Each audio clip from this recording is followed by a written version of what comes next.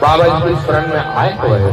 बोला कोटि कोटि नमन करता हूँ, मैं धन्यवाद करता हूँ हमारे पदाधिकारी मल्ला, हमारे जम्मू समाज सेवक मल्ला, हमारे समिति के जम्मू अधिकारी मल्ला और जम्मू कार्यकर्ता मल्ला जीवन सतनामी संदेश ला, सतनाम संदेश ला लगातार आप तक पहुँचाए भर अनेक कलाकार ला ये मंच में लाते और आप मन मनोरंजन के माध्यम से जुड़ जाओ, लेकिन नहीं संगवाई हो मनोरंजन नहीं, मनोरंजन के सगे ज्ञान लोग समाये हो। तो आओ वही ज्ञान के सागर में डूब जतन बाबा की जय। हमारे कार्यक्रम के अध्यक्ष डूमरलाल कोसरवाड़े अगुवाई